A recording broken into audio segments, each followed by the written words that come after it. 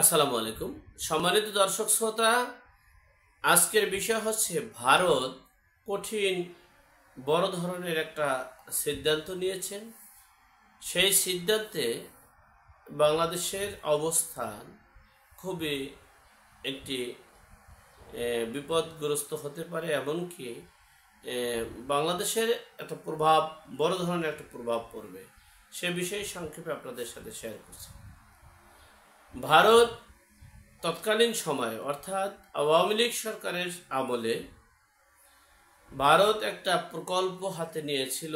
ভারত থেকে বাংলাদেশ হয়ে সেভেন সিস্টারের দিকে একটা রেল সংযোগ করা হবে। অর্থাৎ একই সংযোগ দিয়ে ভারতের জনগণ প্লাস পণ্য আমদানি রপ্তানি সকল সুবিধা এই ট্রেনের মাধ্যমে বাংলাদেশে পেত এবং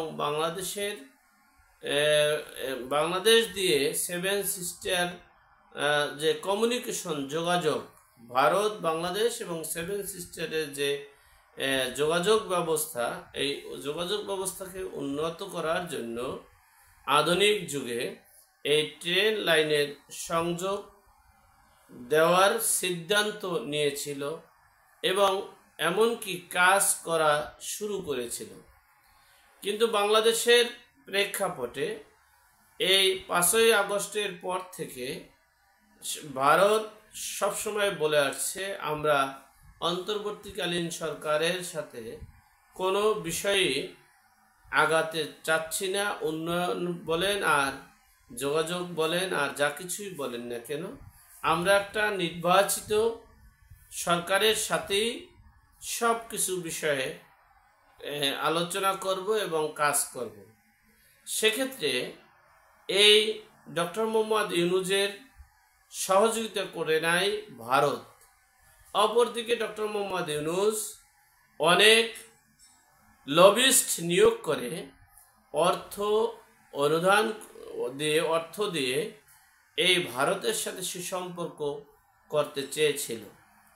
কিন্তু ভারতের নরেন্দ্র মোদীর সাথে হঠাৎ করে একটা ছোটোখাটো বৈঠক করায় নরেন্দ্র মোদী যেমন ভারতের রাষ্ট্রের সকল ডিপার্টমেন্টে একটা চাপের মুখে ফেলেছিল এই ডক্টর মোহাম্মদ ইউনূস, অপরদিকে এই সুবিধা করতে গিয়ে আরও ডক্টর মোহাম্মদ ইউনূসের অসুবিধাটাই বেশি হয়েছে।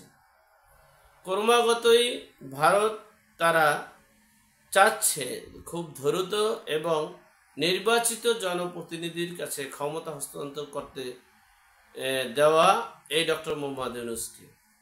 সেই ডক্টর মোহাম্মদ ইউনূস আমৃত ক্ষমতায় থাকার কারণে এই ভারত যেভাবেই হোক না কেন, কূটনৈতিকভাবে হোক, যোগাযোগ ব্যবস্থা হোক, সব কিছু ব্যাপারেই তাদের প্রভাব পড়ছে।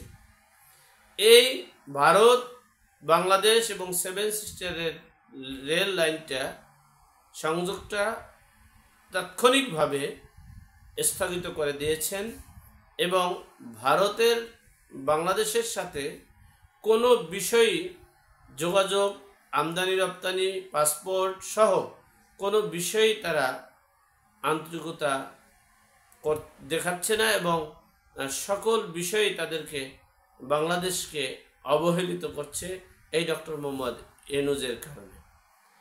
যাই হোক, এই ভারত যে সিদ্ধান্ত নিয়েছে এতে বাংলাদেশের রাজনীতি প্লাস স্বাধীনতা, সার্বভৌমত্ব এবং দেশের অর্থনীতির অবস্থা ভঙ্গুর হয়ে যাচ্ছে।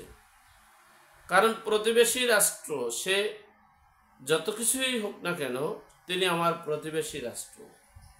প্রতিবেশী রাষ্ট্রের সাথে আমার প্রতিবেশী হিসেবেই তার সাথে সম্পর্ক রাখা উচিত ছিল বলে আমি মনে করি। যে রাষ্ট্র প্রতিবেশীর সাথে সুসম্পর্ক রাখতে পারেনি, সে রাষ্ট্র একসময় দেউলিয়া হয়ে গেছে, বিলীন হয়ে গেছে, যার বাস্তব প্রমাণ পাকিস্তান। যাই হোক, সর্বোপরি কথা হচ্ছে এই ভারত বড় ধরনের অনেক বড় বড় সিদ্ধান্ত নিয়ে বাংলাদেশের সকল বিষয়ে এই হস্তক্ষেপ করছে এবং বাংলাদেশের দেশটা তলাবিহীন ঝুড়ির দিকে আবার ধাবিত করছে।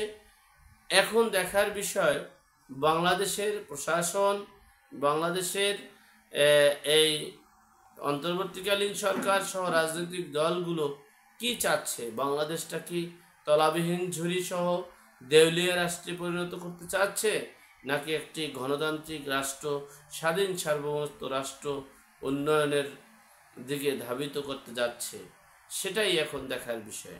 আল্লাহ আমাদের সকলকে বিপদ আপদ বালা মুসিবত থেকে হেফাজত করুক, আমিন। আসসালামু আলাইকুম।